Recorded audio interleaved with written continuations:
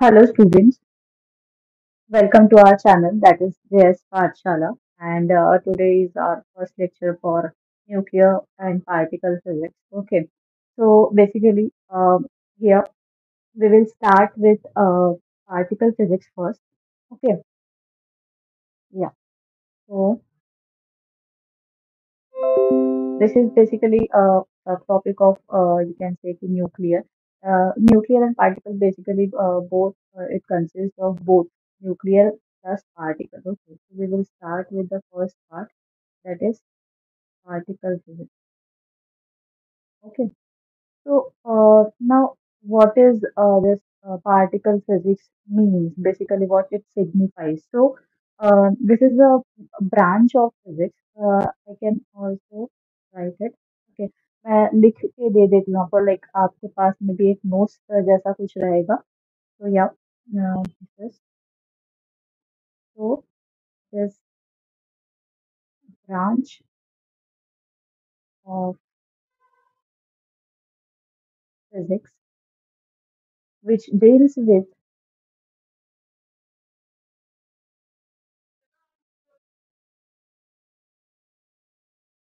constituents of matter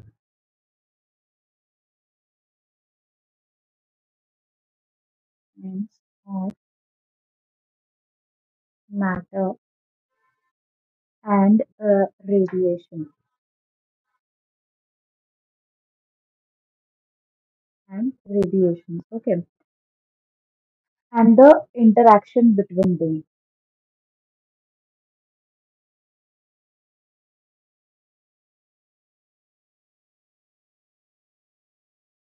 Interaction between them. That means matter and the radiations and their interactions. Okay, so this is basically which all means about the particle physics. Okay, now what is matter and what is radiations? Okay, like constituents of matter and radiations. So what is this? So basically these are the elementary particles, right? Elementary particles are nothing but which consist of your nuclear particles as well as extra nuclear particles, which we can say ki electron, right? And nuclear particles are proton and neutron, right? So these are basically the constituents of matter and radiation and interaction. What are the interactions between these? So basically particle interaction we can call it, right?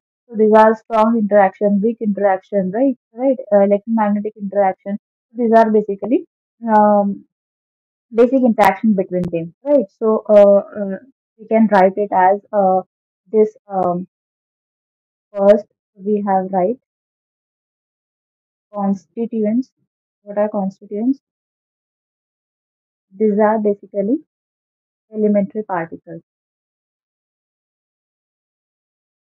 और particle physics में हमें basically यही पढ़ना है, elementary particles के बारे में और उनके इंटरेक्शन, उनके बीच जो सारी इंटरेक्शन हो रही है उनके बारे में. और सेकंड है आपकी interactions. What are the interactions? कौन सी इंटरेक्शंस हो रही हैं? तो वो है आपकी strong interaction, weak interaction, electromagnetic interaction, EMI कह सकते हो उसको, है ना? ये सारी इंटरेक्शंस हो रही हैं. Okay, now what are the elementary particles और you can say fundamental particles in that case, right? जिनका कोई फर्दर सबस्ट्रक्चर नहीं हो सकता. जैसे कि हम पहले कहते थे कि आपका एक एटम है ना? जो एक उसके सेंटर में पॉजिटिवली न्यूक्लियर है, राइट? एंड वहाँ पे प्रोटॉन रहते हैं, न्यूट्रॉन रहते हैं और इलेक्ट्रॉन जो है वो अ, इस ऑर्बिट में रिवॉल्व करता है, राइट? बट इससे भी लाइक एटम से भी छोटे-छोटे पार्टिकल हैं, जैसे कि प्रोटॉन और न्यूट्रॉन अभी हमने बताया है ना, electron. That means atom is not the fundamental particle, correct? और हम यहाँ पे एलिमेंट्री पार्टिकल की बात करें, दैट मीन्स एटम से भी कुछ ऐसे छोटे पार्टिकल्स हैं जिनके बीच में इंटरेक्शन हो रहा है, right? That means basically proton for example, proton, neutron and electron, right? So these are the elementary particles. But सच में क्या ये elementary particles हैं? क्या हम इन्हें elementary particles कह सकते हैं? That means and the answer is no, right? Because proton और neutron भी कुछ सब atomic part, सब we can say कि सब structure जो हैं उनके अलग हो सकते हैं, right? So basically जो अगर हम एटम की बात करते हैं, जैसे मैं यहाँ पे एटम की बात कर रही थी अभी, है ना?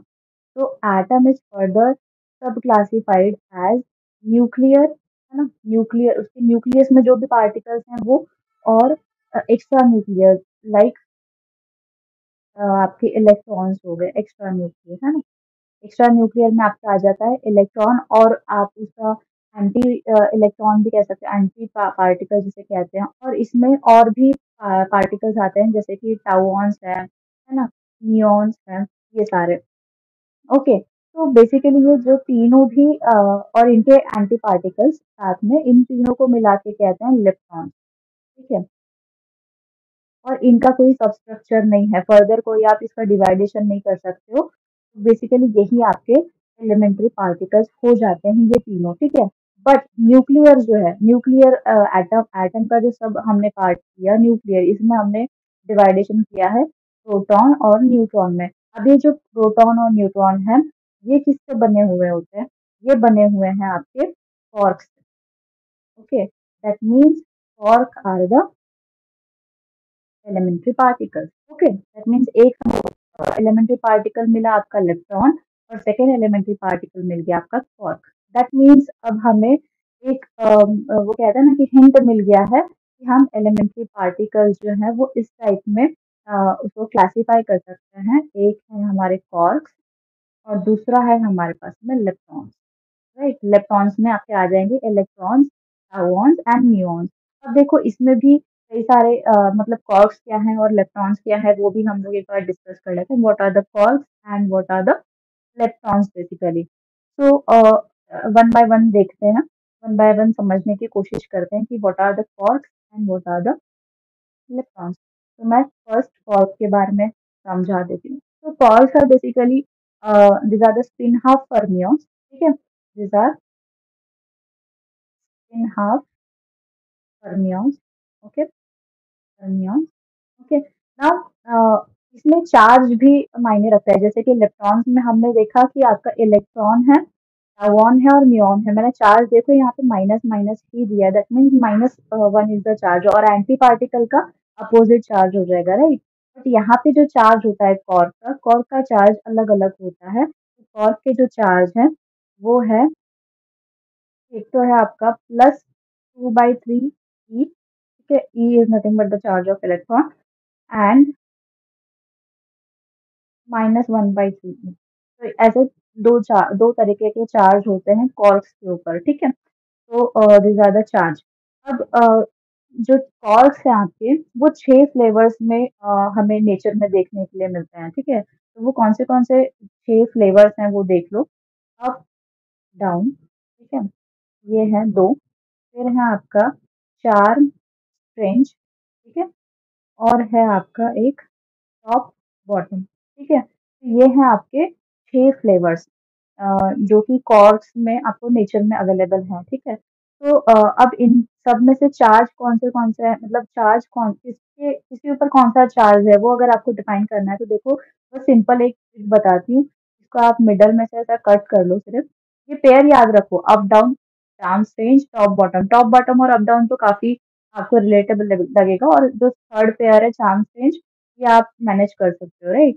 जो ऊपर वाली सारी टर्म है, दैट इज UCT, इनका जो चार्ज होता है, ठीक है, ये तीनों का जो चार्ज होता है, दैट इज +2/3 ई। ठीक है, हमेशा याद रखिएगा जो ऊपर आप लिख रहे हो, है ना, जो फर्स्ट फ्लोर पे, ये समझ लो फर्स्ट फ्लोर पे जो लिख रहे हो उसका पॉजिटिव रहेगा, और जो ग्राउंड फ्लोर पे लिख रहे हो उसका माइनस रहेगा। ठीक है, तो इस तरीके से आप ट्रिक से अगर देखा जाएगा तो आप बिल्कुल उसको अच्छी तरीके से याद कर सकते हो। ठीक है, so this are the 6 flavours of quarks, यहाँ पे लिख लो 6 फ्लेवर्स। ठीक है, तो this are the quarks. Now जो भी कॉर्क है वो हमेशा 3 कलर्स में आपको देखने को मिलते हैं, 3 colours, that is red, green, blue. ये आप पूछा नहीं जाएगा कहीं पे, बट जनरल नॉलेज के लिए आप लिख सकते हो, या यहाँ पे बता सकते हो। ठीक है, that means colour chart quantum number इसे कहते हैं। एंड यहाँ पे मतलब वो पॉलीज एक्सक्लूजन प्रिंसिपल्स की वजह से यहाँ पे कलर उनको मिल जाते हैं। ठीक है, so these are all about the quark. अब हम लेप्टॉन के बारे में समझने की कोशिश करते हैं कि what are the leptons. Okay, now leptons भी आपको पता है as such these are also spin half fermion, right? ये भी फर्मियन ही है और स्पिन हाफ है, ठीक है? और इनका जो चार्ज होता है, सेकंड हमने लिखा था चार्ज, दैट इज माइनस ई और प्लस ई, है ना? यही उसका चार्ज है, करेक्ट? माइनस माइनस ई और जीरो, सॉरी, माइनस ई और जीरो, क्योंकि जो उनके न्यूट्रिनो है, न्यूट्रिनो जो है उनके ऊपर चार्ज जीरो होता है। एंटी पार्टिकल जो है उनके ऊपर ऊपर ऑब्वियसली पॉजिटिव चार्ज होगा, बट इनके जो न्यूट्रिनो है उनके ऊपर चार्ज जीरो होता है, ठीक है? अब ये भी है, ये भी जो है वो 6 फ्लेवर्स में आपको मिलते हैं। ये कौन से 6 फ्लेवर्स देख लो। एक है आपका इलेक्ट्रॉन और उसका न्यूट्रिनो। न्यूट्रिनो है इसीलिए उसका चार्ज जीरो है, ठीक है? इसमें कंफ्यूज मत होइए। जैसे मैंने आपको पहले कहा था कि इलेक्ट्रॉन और उसका एंटी पार्टिकल हमेशा हम किससे डिनोट करते हैं? ई से। ई पॉजिटिव आप कह सकते हो, और positive, nu positive, but this are the anti particle. हम लोग यहाँ पे न्यूट्रिनो की बात कर रहे हैं। आपको अगर दिक्कत जाती है तो यहाँ पे आप लिख लो, this is neutrino, electron neutrino, है ना?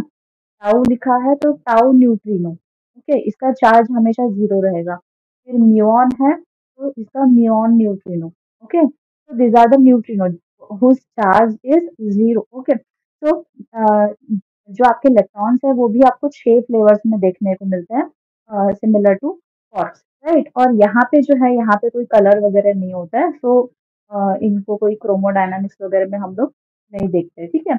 so these are basically the classification of, you can say, elementary particles, quarks and leptons, right? ये हो गया आपका बेसिक क्लासिफिकेशन। आई होप कि आपको यहाँ तक समझ में आया हो, ठीक है? ये मैं उम्मीद कर रही हूँ। अगर कुछ भी डाउट है इन बिटवीन तो आप बिल्कुल कमेंट करिए, है ना? वीडियो के नीचे कमेंट करिए मुझे, एंड कुछ भी आपका क्वेश्चन है, डाउट है रिलेटेड, बिल्कुल आप वहाँ पे पूछिए, मैं आपको ज़रूर से रिप्लाई करूँगी, ओके? और ज़रूर से लाइक कर दीजिएगा वीडियो को, अगर आपको पसंद आ रहा है तो, सो दैट मैं आगे भी इसी तरीके से वीडियोस लाया करूँगी, ठीक है? वो तो लाना ही है, बट और भी मोटिवेशन मिलता है आपके लाइक्स की वज़ह से, ठीक है? या तो देखो, leptons जो है वो बेसिकली कूलम्ब्स लॉ फॉलो करते हैं। सो अगर आपको उनका पोटेंशियल कैलकुलेट करना है तो हमें पता है कूलम्ब्स लॉ का क्या होता है। देखो, A Q1 Q2 R, R, है ना? ये आपका पोटेंशियल होता है, that is V is directly proportional to R। Q1 Q2 क्या रहेगा? इनका चार्ज रहेगा बेसिकली। तो ये आपका कूलम्ब्स लॉ फॉलो करते हैं। मतलब इसका मतलब क्या हो गया? जैसे-जैसे आप डिस्टेंस जो है वो डिक्रीज़ करते जाओगे, पोटेंशियल जो है वो इंक्रीज़ होगा, या अपोज़िट आप कह सकते हो कि डिस्टेंस इंक्रीज़ करोगे तो पोटेंशियल डिक्रीज़ होगा, क्योंकि इनवर्सली प्रोपोर्शनल है। बट कॉर्क के केस में वैसा नहीं होता है। कॉर्क का जो पोटेंशियल है ना? अगर आपके 2 कॉर्क आपने इस तरीके से रखे हुए हैं कुछ डिस्टेंस के ऊपर, है ना? Q1 एंड Q2, तो इसका जो पोटेंशियल है वो कुछ इस टाइप का होता है। ये क्वेश्चन आया हुआ है पहले, तो आप बिल्कुल इसे याद रखिएगा, -a/r plus b/r, okay? Sorry, br, इस टाइप का इसका पोटेंशियल होता है। दैट मीन्स देखो, ये वाली जो टर्म है वो डोमिनेंट होती है इसकी, ये वाली डोमिनेंट होने की वजह से क्या, क्योंकि ये पॉजिटिव है ऑब्वियसली, तो ये वाली टर्म जो है वो डोमिनेंट होती है। दैट मीन्स आर अगर इंक्रीज करेगा तो पोटेंशियल भी इंक्रीज करेगा, तो ये थोड़ी सी अनस्टेबल वाली कंडीशन होती है। पोटेंशियल अगर इंक्रीज हो रहा है तो, अगर आप आर इंक्रीज कर रहे हो तो पोटेंशियल इंक्रीज हो रहा है, आर डिक्रीज करोगे तो पोटेंशियल डिक्रीज होगा। तो ये है इसका, ठीक है? ओके, तो अब इसका और एक भी सिग्निफिकेंस निकलता है कि अगर आप जैसे-जैसे आर, मतलब ये स्ट्रेच करते जाओगे, आप Q1 को इधर लेके जा रहे हो, Q2 को इधर लेके जा रहे हो, और आर जो सेपरेशन है, डिस्टेंस है इनका, वो आप इंक्रीज कर रहे हो, वैसे-वैसे पोटेंशियल बढ़ रहा है, मतलब सिस्टम और ज़्यादा अनस्टेबल पोज़ीशन में जा रहा है ना?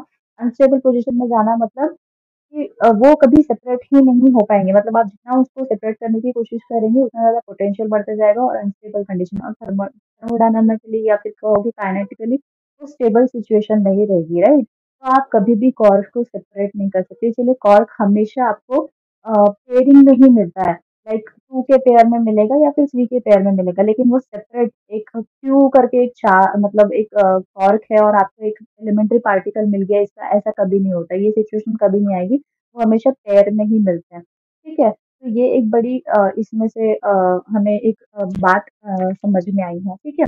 और उस हिसाब से इलेक्ट्रॉन में वैसा कुछ नहीं है ना? यहाँ पे क्योंकि ये अपोजिट रिलेशन है, इसका इन्वर्स रिलेशन है, इसलिए हमें जो इलेक्ट्रॉन्स है वो सिंगल सिंगल ही देखने को मिलते हैं। ये कभी आपको इलेक्ट्रॉन इलेक्ट्रॉन का पेयर देखने को मिल गया, ऐसा कभी नहीं होता है। ठीक है? या so these are the basic differences between quarks and leptons. I hope कि आपको यहाँ तक चीजें समझ में आई हो। इसका मतलब क्या हुआ देखो, कि कॉर्क्स अगर सिंगल नहीं रह सकते, वो पेयर में ही रहते हैं, तो जो भी इसके आगे जो भी एलिमेंट्री पार्टिकल्स बनेंगे, वो 2 कॉर्क या 3 कॉर्क के साथ में ही बनने वाला है। तो दैट मीन्स सिर्फ सिंगल जो कॉर्क है वो आपका एलिमेंट्री पार्टिकल नहीं हो गया। अब फाइनल आपका एलिमेंट्री पार्टिकल का जो क्लासिफिकेशन है, वो किस टाइप में आप कर सकते हो? आप कर सकते हो, पहला तो आपका इलेक्ट्रॉन तो हो ही गया है ना? वो तो फाइनल है, क्योंकि वो सिंगल आपको मिल जाता है। बट सब स्ट्रक्चर अगर आपको बनाना है तो हमेशा 2 कॉर्क्स का बनेगा या फिर 3 कॉर्क्स का बनेगा, जिसे हम कहते हैं हेड्रॉन। ठीक है? तो this is the new term for elementary particle classification. Okay, तो क्लासिफिकेशन अगर आपको करना है कभी भी एलिमेंट्री पार्टिकल्स का, तो बेसिकली एक रहेगा आपका इलेक्ट्रॉन, दूसरा रहेगा आपका हेड्रॉन। ठीक है? तो और हेड्रॉन हमेशा कैसे मिलेंगे आपको, एक तो 2 कॉर्क रहेंगे या फिर 3 कॉर्क रहेंगे। ठीक है? इस हिसाब से ग्रुप ऑफ कॉर्क्स, हेड्रॉन्स को क्या कह सकते हो? Group of, right? या this is the basic classification of elementary particles. I hope कि यहाँ तक आपको सारी चीजें समझ में आई हो, और जो फर्दर क्लासिफिकेशन है एलिमेंट्री पार्टिकल्स का, वो हम नेक्स्ट लेक्चर में देखेंगे। या सो यहाँ तक मैंने आपको पढ़ाया है, इसका प्लीज आप रिवीजन अच्छे से करके आइए। ठीक है? उसका अच्छे से पढ़ो। नेक्स्ट क्लास तक हम लोग नेक्स्ट क्लास में इसका आगे का जो भी क्लासिफिकेशन है और इनके बीच की जो इंटरेक्शंस होती हैं, वो सारी चीजें मैं आपको नेक्स्ट इसमें बताऊंगी। ठीक है? और या कंजर्वेशन जो लॉज हैं, वो सारी चीजें हम देखेंगे। पार्टिकल फिजिक्स बेसिकली बहुत छोटा सा पार्ट पार्ट है, वो जल्दी कंप्लीट हो जाएगा। न्यूक्लियर भी काफी ज्यादा लेंदी नहीं है, राइट? या तो thank you so much, and I hope कि आपने अभी तक तो जो हमारा चैनल है उसको सब्सक्राइब कर लिया होगा। नहीं किया है, कोई आप नए स्टूडेंट हो, नए मतलब आज पहली बार हमारा क्लास देख रहे हो, तो बिल्कुल से सब्सक्राइब कर लो एंड बेल आइकन को प्रेस कर लो, सो दैट जब भी मैं नया क्लास लेके आऊंगी तो आपको पता चले, आपको नोटिफिकेशन आ जाए, राइट? एंड लाइक कर दीजिए वीडियो को फटाफट से। एंड या मिलते हैं नेक्स्ट लेक्चर में। Until then, bye. Thank you.